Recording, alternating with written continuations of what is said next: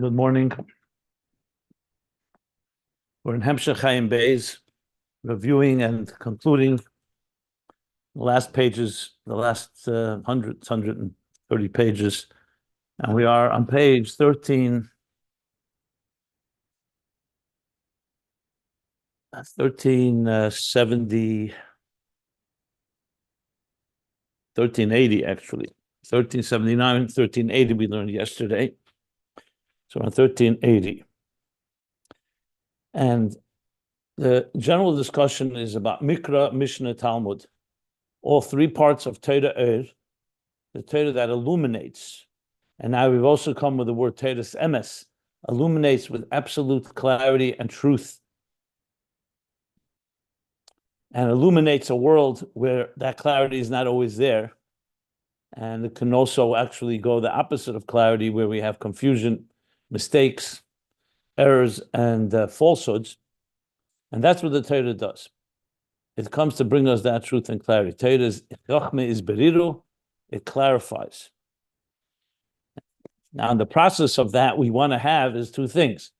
We want that clarity to be very pure and pristine, exactly as God's intentions are, meaning aligned with the Chochmah law of the divine wisdom and clarity. But we want also to be on our terms, where we can appreciate it, because Chochmah itself has that clarity. It's like saying an individual who has clarity, we want to bring that clarity to everybody, and to the entire existence, and the entire Seder Shtalshus, the entire world. So therefore, you have Mikra, Mishnah, Talmud, Mikra being the purest form of that Chochmah law, Torah Shebiksav. That in turn informs Torah Sheba'al Peh, which is already an explanation of Mikra, because it brings it more into details and the reasons. And that's essentially what Rabbeinu HaKadosh did when he compiled the Mishnah. Together with his colleagues, they gathered together and clarified everything they received from generations past, all the way back to Moshe, who received it from Sinai, from Hashem, from God. And then there's Talmud. Talmud is in a situation, like he said, when you don't have that clarity that the Mishnah has. I'm using the language that he said here, that when that er hachachma gets concealed, then you have to logically, and with the cognitive skills that we have, cognitive tools, I should say, through our mind and through our exertion and through our commitment and devotion to studying the Torah, to studying the Mishnah, we come away to clarify things that are unclear in a situation where you don't have that Chochmah radiating, in order to draw out all the details and explain everything with the reasons. And he gave the example that we learned yesterday.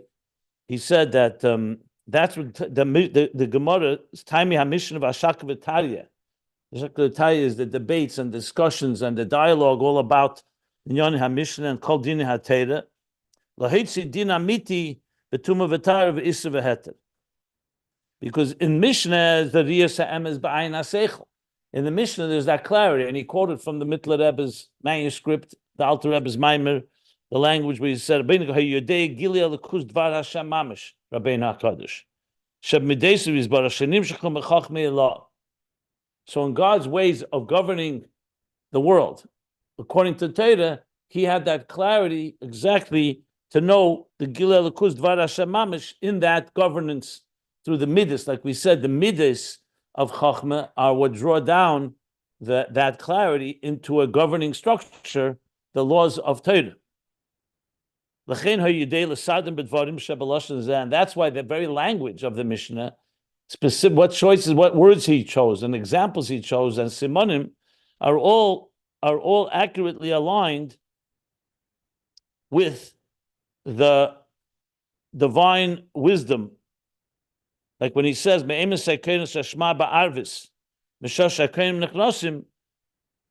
if he said it a different way, you don't have quite that clarity. I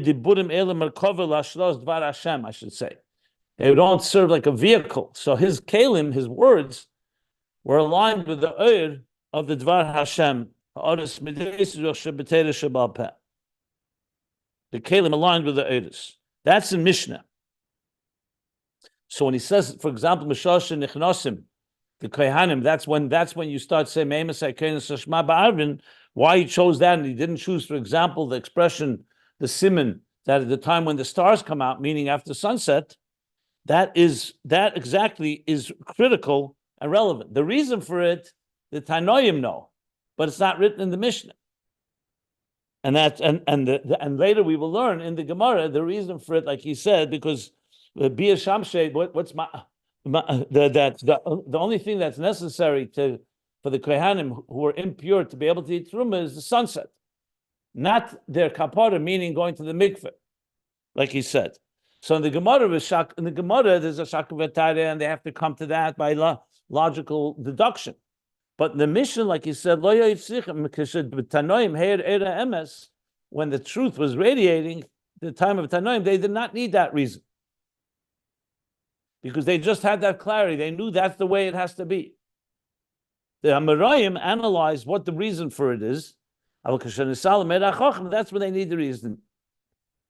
And that's when all the questions and all the contradictions in that dialogue and deliberation of an in-depth comprehension of the words of the Torah, the written and the oral Torah in the Mishnah, that brings them, boim lezeh, come to this clarity. They know amitis hakavana as dafka like this.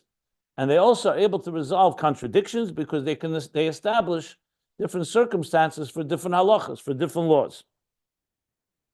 And these questions also remove any form of sigim ipselis, any waste, what he means, any doubts, any questions, any mistakes that could be made, or falsehoods. So it clarifies all of that.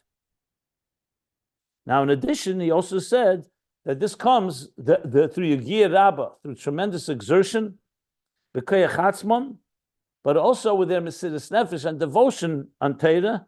That's negei b'nefesh. It's not an optional thing. It's negay in their very life. They're very live. They're dependent on it. It's negay b'nefesh to know what the Torah says. And that causes there should be a siyua min hashamayim yisayehu. And also, when you devoted that much to understanding, and really it's critical for you, it's not, like I said, optional, it's critical to understand the clarity of Torah. So then you work a lot harder in precision to dissect and come away with the right conclusions. That's where we stopped. So we'll continue reading approximately a little more than a third down the page, 1380. Now I was going to go back that the key thing to keep in mind here, that this is all coming through a process of concealment. Had they had the clarity of the Mishnah, you wouldn't need the Gemara based on this. So now he's going to explain that process.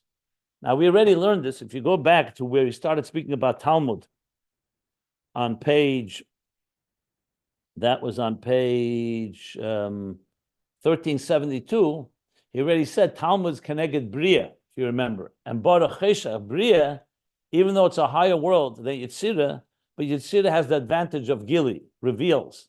And Bria is more of a darkness. In that darkness lies something deeper, as we're going to learn now. So he's now going to go back to that theme, that on one hand, it's darkness. That's why you have all these questions and the lack of clarity. That's darkness. But on the other hand, when you illuminate that darkness, there's a certain power in that light that's even stronger than the light of Mishnah, because it comes through the effort from below, as we're going to learn now. So he said it briefly on page 1372. But now, with all this elaboration, we can understand that paradox, essentially. We talked about why Yetzirah is more Gilui than Bria. We talked that Yetzirah is Gilui and Bria is Choshech. That's all we said. Now he's going to explain it in detail. Because the Chara doesn't make sense. Well, that's why we're going to explain it now. And we're going to learn it inside. Yeah. But he started, what I'm referring to is on page 1372, where he began the discussion. But then he went off to explain. He says, Ubira Inyan, to understand it, he said, let's discuss Chachma and Bina. So we're going to understand how Bina enriches Chachma. We're going to see how Talmud enriches Mishnah, basically. So we're going to, but I wanted to refer to that because that's where it begins discussing it on page 1372. Okay. So let's now continue on here. He says like this. Ach kol zeh, however, all of this, meaning all this clarity that's achieved through their effort, through their koyach sichla, not as it's received mamayl lamata, like he said earlier, from Shema, the clarity of Chachmei Law radiating into Chachmei Torah, radiating into the Mishnah, illuminating the Mishnah. He says, Ach kol zeh, this whole Talmudic process, hu mishum almus eira Chachmeh. We only reach this clarity only due to the fact that the eira Chachmeh that was passed on ish mipi ish from the time of Moshe, mipi agvura, together with the written Torah. In other words, the clarity of eira Chachmeh radiating into eira of the Mishnah is that's the Mishnah. But the Gemara, the Talmud, comes a hisalmus eira Chachmeh shaloi heir begili. That initially it did not radiate, it did not shine in a revealed way. That's why the Amoraim went on, like he said, the Salam Chachmeh. That's why they have to put that make that exertion. So when you have a student who's a high level student who has that clarity, he's receiving from his teacher in an unfiltered way, and it's seamless. Okay, but this process we're talking about is with students where it is concealed, and he has to find that clarity. So it's coming through cheshach, he says.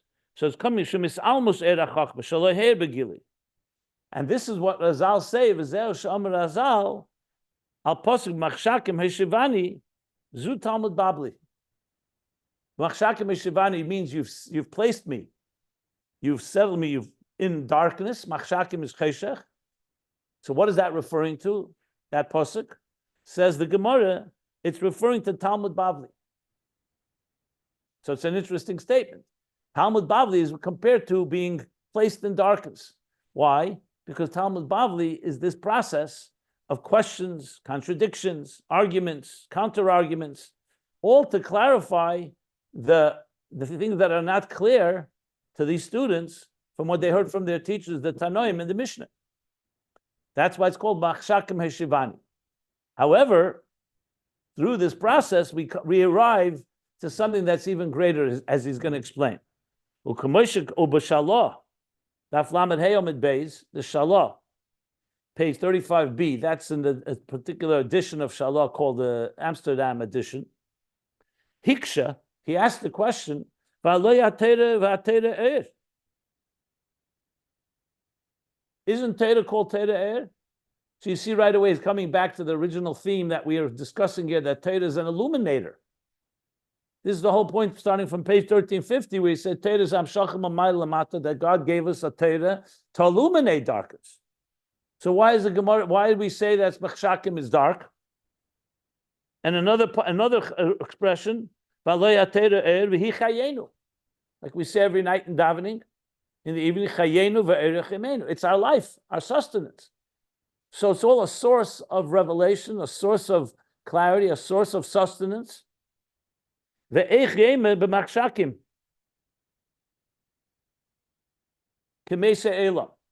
of the pasuk. Comparing it also to the opposite of life.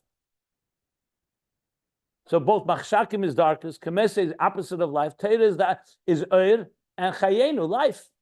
So how could you compare it to darkness, which is the opposite of oir, and chayenu, which is the opposite of kamese elah? That's what the Shalah asks. Umafarish, and the Shalah explains,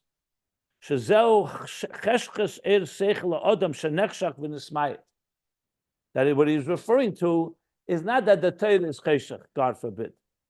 He's saying we're talking about the eir haseichel of the person that has become darkened and diminished.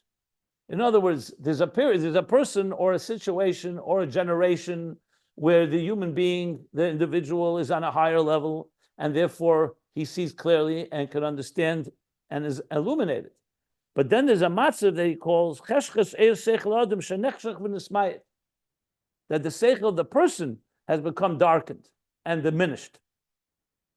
U'kamoy hakadmoinim, and he explained the kadmoinim, the earlier generations, the early ones, Kadmeni means like those that came in the beginning, referring to obviously Tanoim and before that, Shayasichlim Bahir, their minds were crystal clear, Bahir like shined, illuminated. They understood a profound concept without explanation. Like we learned earlier, a higher level Chacham doesn't need much explanation. You say something briefly, they right away get it. I mean, we have examples for that also among us. Relatively speaking, there are people, either due to experience or due to intelligence or due to knowledge. Regardless, bottom line is they get it. There's a clarity that they have. So the Kadmonim, in general, had that clarity. But after the Kadmonim, as the generations continued, the Seichel got more diminished. That light wasn't as clear any longer. Which is, of course, the general concept of Yuridis Haderis. Doesn't mention that here explicitly, but basically the Amoraim are a lower level than the Tanoim in this clarity. Like we say in the Gemara, Im Rishenim Kemalachim Anu Kebnei Adam. If the Rishenim are like angels, we're like humans. If Rishenim Kebnei Adam, we're like Kechamerish or Pinchas Ben Yoyer. Bottom line, there are many expressions that explain how the world has gotten darker, and therefore the people's minds are darkened. So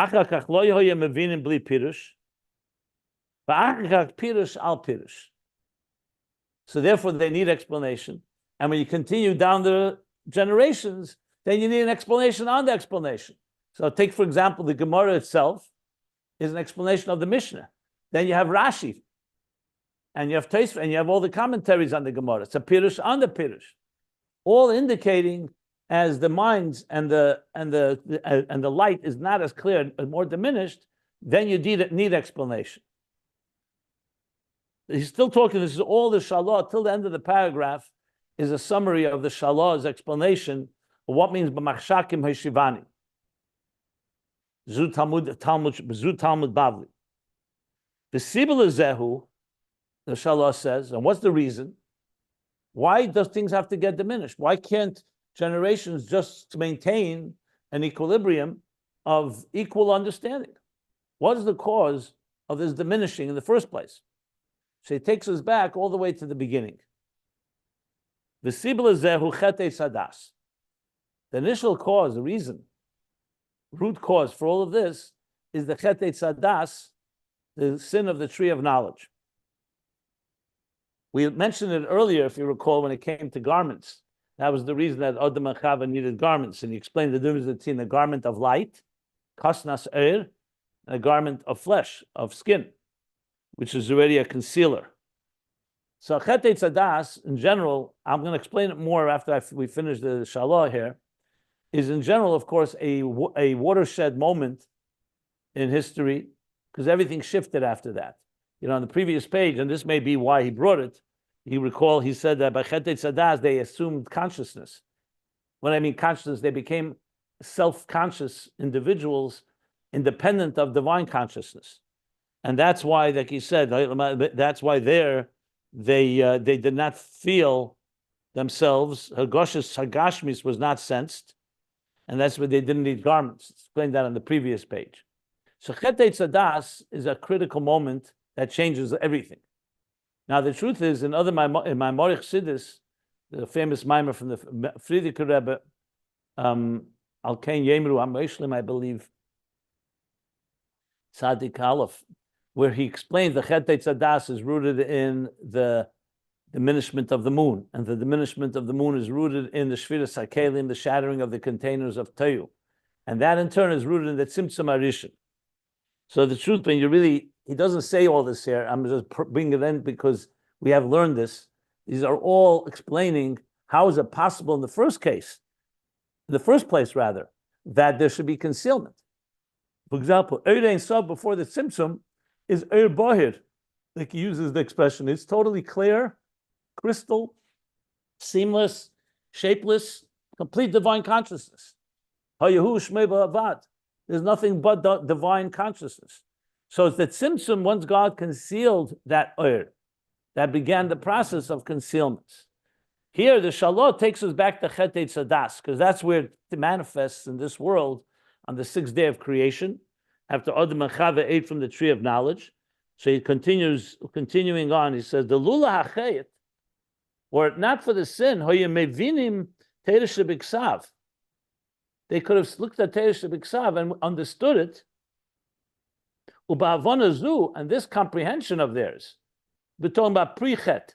If there was no chet, and without that, and the concealment of the divine that happened after the chet, they would know everything. It's a very strong statement, which seems to indicate even Mishnah doesn't say it explicitly, but it's apparently says clearly Teresh B'Ksav. They wouldn't need Teresh B'Peh because the clarity of Teresh B'Ksav would just shine through without veils, without filters, and there we have the clarity that we need from Hashem. Ukiyadua, the other Marishan Kedem Achet. Here the Rebbe Rashab is adding this in the parentheses. It's known that Adam Marishan before the sin, Hoyeboy Zira Ilaha. Zira is like from the word Zehar. He had a higher light, a higher higher aura. Mibchinas Chachmei Ilah, from Chachmei Ilah. Shezeh inyan Adam Marishan Lamaila. That's the meaning of Adam Marishan in his root. Lamaila means in his spiritual root. Because we know Adam is created in the divine image, in the image of the Adam Elyon, Adam Elyon. So what was his Like Aveda? it says, let me just finish, one second. Like it says elsewhere. So before the Chet, Adam Marishan, Yitzir Kapav Shal Kodesh Baruch Hu, had that total clarity. It's like similar when we say the Shanivra B'Yem Rishon, the light that shined in the beginning of creation, Adam could see from one end of the world to the other. All the limitations that come through the physical world would not have been there. It would have been a physical world, but he would have had that clarity of Chachmei Ilah from Teresh B'Ksav, and from there, everything would have been understood. Wouldn't need Teresh B'Peh. That's what the Shalah says. Let me just finish the paragraph, and then I'll take all the questions. Rak. So what changed? That's Kedem Achet. Rak Mekoyach Achet. However, the power of the Chet, due to the sin of the eating from the tree of knowledge, Shenistalaka that the was removed, or I would say concealed. Like we learn in Basel Gani from the Medrash as well. The Chet Eitzadas, Ikar Shchina B'Tachtein Mesa, the Shchina was revealed down below, but the Chet Eitzadas, it went up to the Kiyah Harishan, which means went up, meant it was concealed. V'niknasa misila elam. We know had Adam and Chava not eaten from the tree of knowledge, they would have lived forever. So there would have been no misa. Mesa elam and machshakim would not have existed. And then they were punished, and they brought misa to the world. After that, they would not live forever. Hutzrach. So therefore, as a result of the chet, where the was concealed, and misa was decreed upon the world, then now we need a strong effort. Liageya is from the word exertion. To have Teresh B'Peh, shehi hapirush al Teresh B'Ksav, which is the explanation of Teresh B'Ksav. Now that it's become concealed and we don't have the chayenu of Teresh so revealed, and we don't have the clarity, that's why you need to have the effort. Ulahomis atzmei aleha. Interesting. He uses the word lahomis like misha memis atzmei aleha. He has to the devotion has to be ready to die for it, to die to understand. Adam kiyamos be'ohel. Zeis hatayra Adam kiyamos be'ohel. I'm reading from the language he's bringing here. That may be the posuk, but he's saying ulahomis atzmei aleha, that a person should now. It's interesting. It's like encountering the death, the physical death that Chet Eitzadas introduced to the world. Now you have to work hard effort and commit yourself with a complete, like he said, Mesiras Nefesh, on learning Torah to try to understand what the Torah says.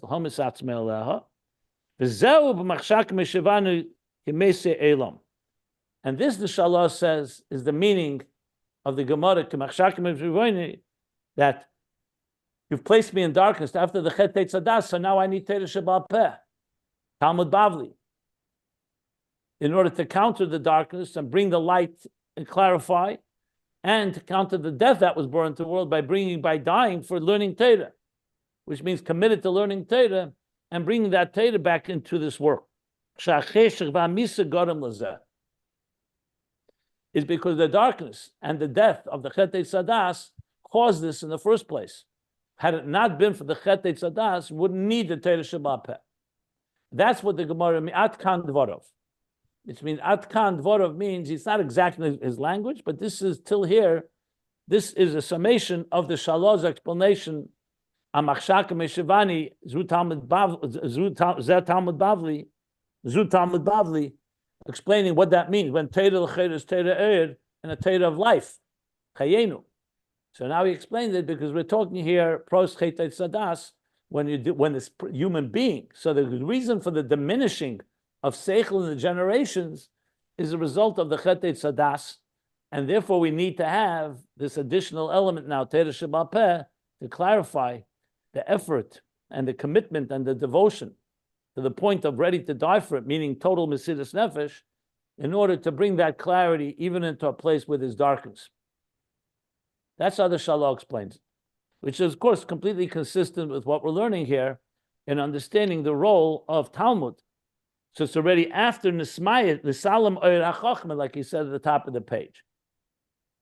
Now we're going to go back. Obviously, Mishnah doesn't have quite the concealment like the Talmud does, but based on the Shalah, Torah Sheba'al Peh is in general Torah Sheba'al Peh, Mishnah and Talmud. But then there's generational, like he said, Pirush on the Mishnah, Gemara, Talmud, then the Pirush al Pirush, and so on, generation after generation. Okay, let me stop if anybody wants to ask anything. What was the Aveda of Adam Rishon before the Chet? If it was from Zehara, the Chochmah Elah. So look in the Pesukim in Torah, it says, the concept of Yagias Kape, which means B'zeyas Apecha Techalechem, didn't exist, right? Because he wouldn't have to sweat to make his lechem, his sustenance would come from above. La'avda l'shamra, what Adam Achava would be doing what we do in the time of Mashiach. Instead of fighting darkness and fighting the material world, they'd be bringing Elokus into this world. Like we learned earlier, they'd be working the garden, the Gan Eden, and the Eibishter planted a garden. But what does a good gardener do?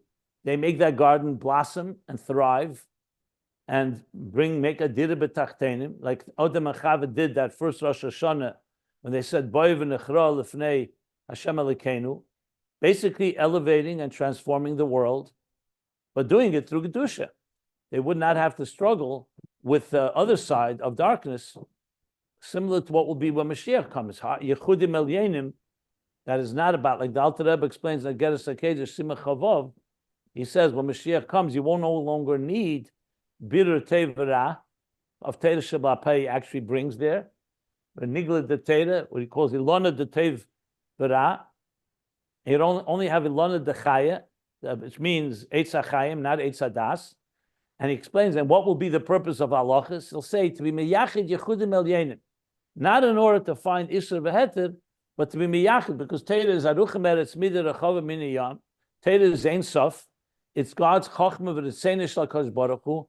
And yelchem achayil al choyel ad Ein Sof. We'd continue to be elevating in the learning of Torah and understanding Hashem. And there's no limit to that Aveda. So basically, it would be about from good to better and better and better. Today, after Chet Eitzadas, there's a battle between Tov and Ra. That's the general answer to your question. So before Chet Eitzadas would have been similar to what would be after the Geula. Obviously, after the Geula is even a higher level because we went through this whole darkness, and now we've transformed the world of darkness. Before Chet Eitzadas, there was no darkness. So this is that's the explanation. Yeah. The symptom and the diminishing of the Yarech, that was a before the Chet Eitzadas. The Chet Eitzadas was a result, right? Correct. But the goal of the Tzimtzum is to create a world where you have an Adam and Chava in the first place. Without Tzimtzum, there's no Bereshis Bara Elokim Shemayim v'Sa'aretz. So the question, so to create an existence, that you need to have a Tzimtzum. That's a Tzimtzum. The Tzimtzum in turn creates the concealment. But concealment does not mean there has to be a Chet. Concealment creates the potential for a Chet. But the actual Chet obviously intensified the concealment. But the diminishing of the moon is directly connected to the Chet, right? I just brought Al Ken Yemru, Tafresh Sadik Aleph, and Bas Lagani Tov Shalom Aleph, was explained at length in the Maimorim, yes. Diminishment of the moon is a result of Shviras HaKelim, which is a result of Chet, of Tzimtzum Arishin, and Chet Eitz Hadas is a result of all of that. So it's essentially a series of dissonances, of different levels of dissonance that ultimately lead to the Chet Eitz Hadas, and then all the other Chatoim that come afterwards are also an extension of that. But it all begins with the concealment. Anyway, the point could we say that is, this was the purpose? The purpose, the Eibishter wanted it should be like this, the Chet Eitz Hadas? well, he definitely, who else wanted I don't know about Chet Eitz Hadas. Let's start with the Tzimtzum Arishin. Tzimtzum Arishin is, we call it Hepech HaRatzon, but it's God that created the Tzimtzum Arishin. He wanted the Tzimtzum because he wanted existence. As far as Chet Eitz Hadas, what you're asking, I can refer you to read the Sichas, Masei Tov Chelik Yud Ches Lekutei Sichas, where he elaborates at length about whether the Chet Eitz Hadas Neira Lila al Bnei Adam, that's Sugya. Did God set it up? Because Neira Lila al Bnei Adam. Because remember, Yud Ches?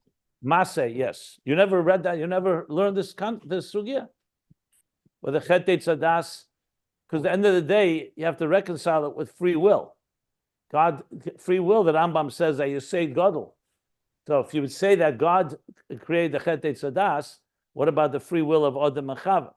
So, Chelik Yud Ches, Masei, Lekutei Sichas, Masei, volume 18, where he brings the Maimorim from the Mitler Rebbe, Al Neira Alila Bnei Adam. It's not really relevant to our discussion here at all, but if anybody wants to look up that concept, that idea, you can look there, and there's footnotes, explains it there.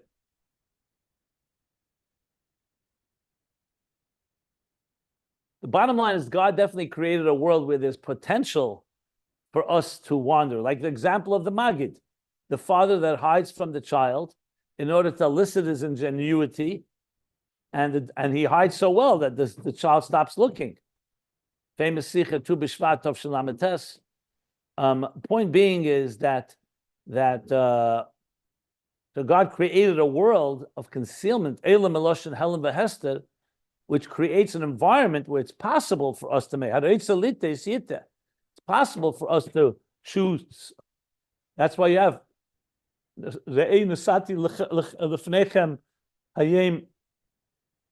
two paths, the path of life and the path of opposite of life, like we're learning here. And we should choose life, but we have to choose it. Okay, so this explains beginning of the explanation of what Torah Sheba'al Peh is, the words of the Shalah. Are there any other questions? Anything you want to clarify?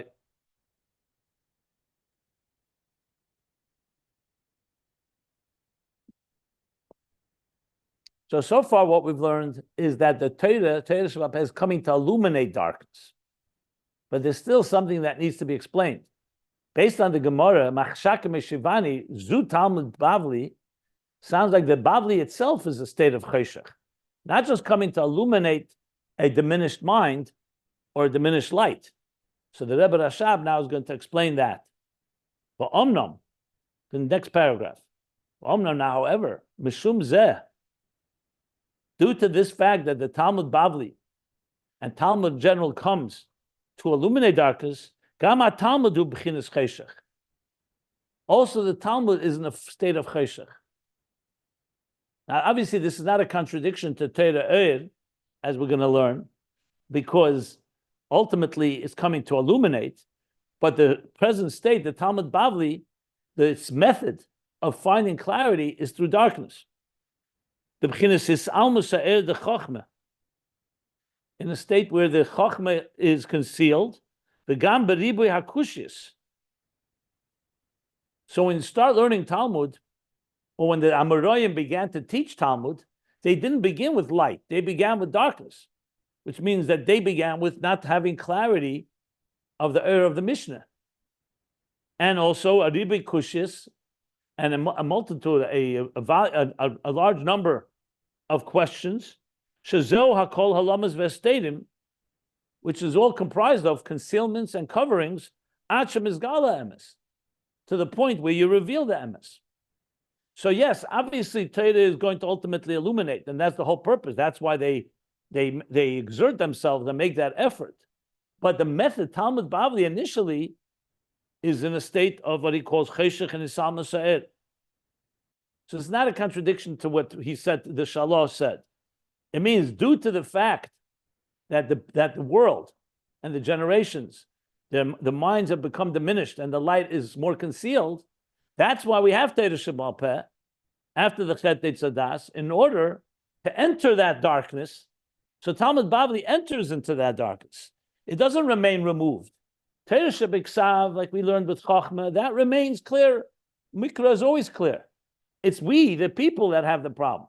So Torah Sheba'al Peh essentially is bringing the Torah Ur and the Torah Semes and the Torah Chayim, Chayenu. He's bringing it into a world, like we learned earlier, the Birur is a world where there is initially dark state. So the Talmud itself is manifesting itself in that level. So in other words, there's a teacher who teaches a student, where the student has total clarity, it's one thing. But if a teacher is dealing with a student that needs more explanation, the teacher has to dress up, so to speak, manifest in garments that speak to that student by going step by step and spoon feeding it and addressing the questions, or else you won't achieve the purpose. To illuminate someone in the dark, you need to enter that darkness. So Talmud Bavli essentially enters into that dark state with a purpose, Achem is Gala Emes. Vagili, and the revelation that's achieved through this process, Hu b'bchinas hasoga, is in the level of hasoga, not something that illuminates, that shines from above. It's like he said before, not riyas ha'er, but hasoga ha'emes. Shu hasoga ha'emes, that you come through a process of deliberation and discovery. Literally the words we learned earlier about Bina, through questions and answers and probing and dissecting and arguing and disagreements, all of that leads you to a clarity and a verification of the initial truth of the Torah.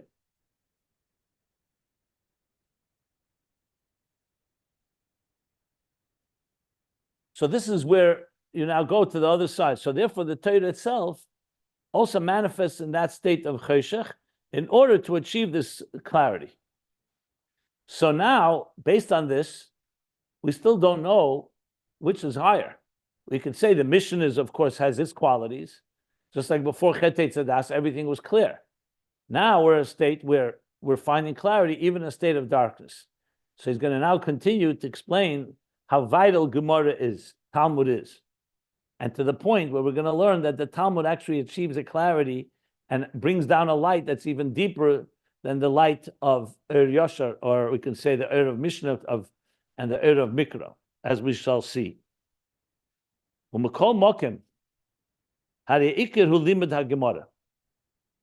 even though it is going through a state of darkness, which means questions and concealments, but the Ikr is limud ha-Gemara.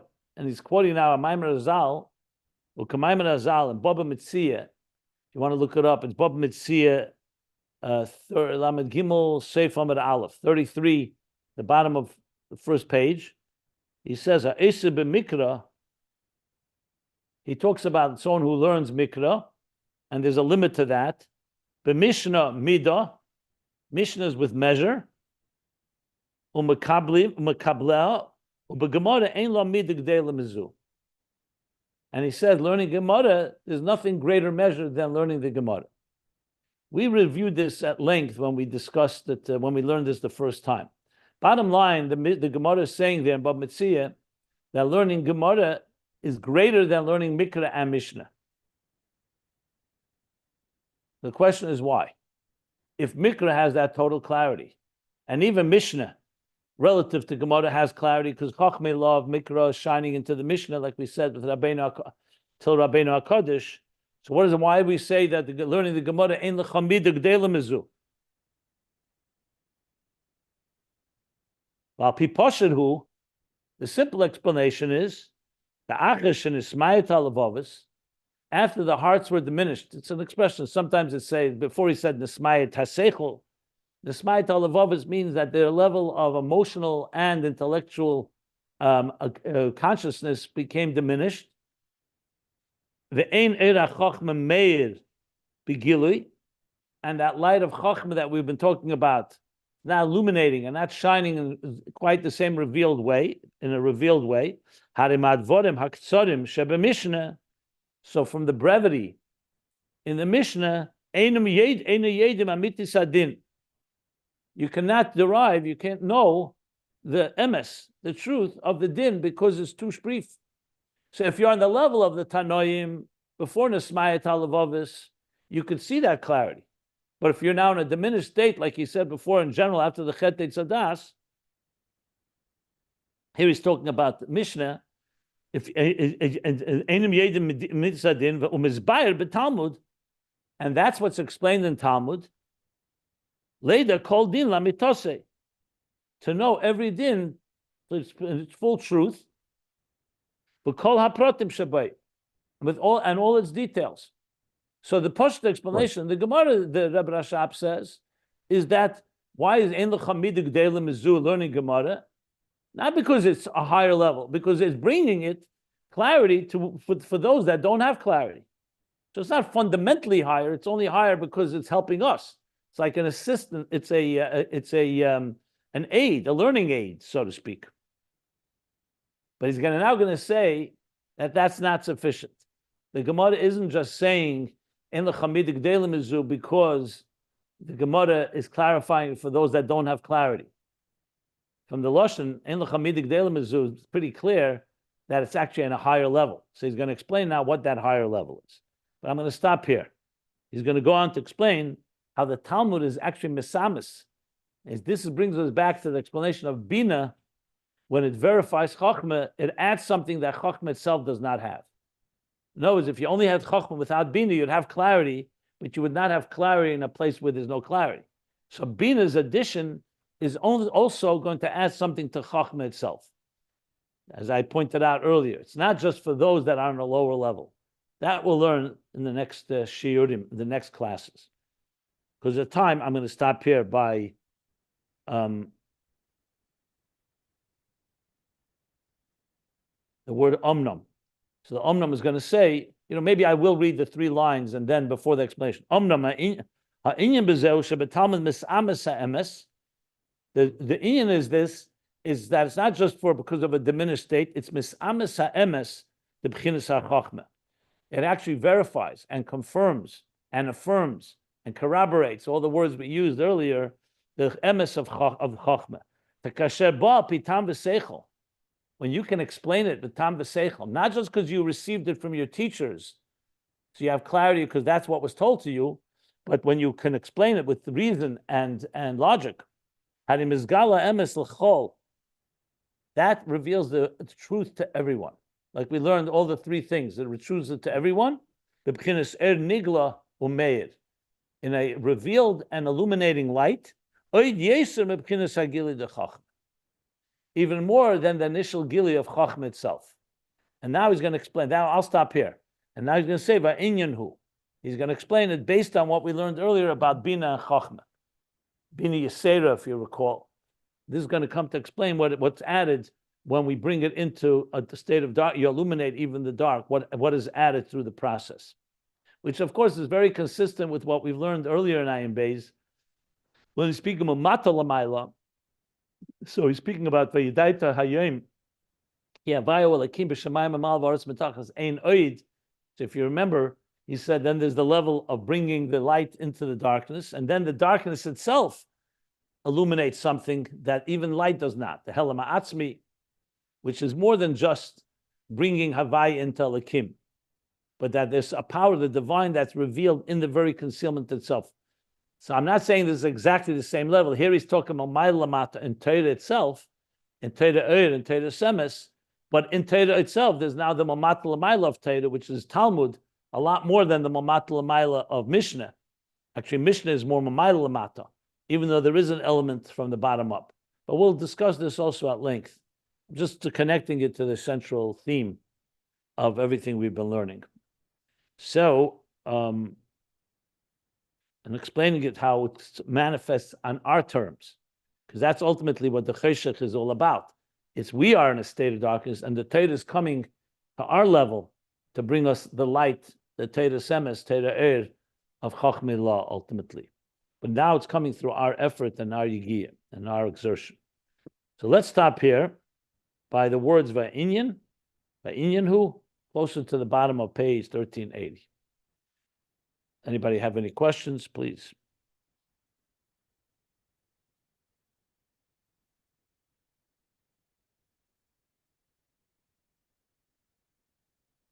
Okay. If not, I'm going to stop the recording.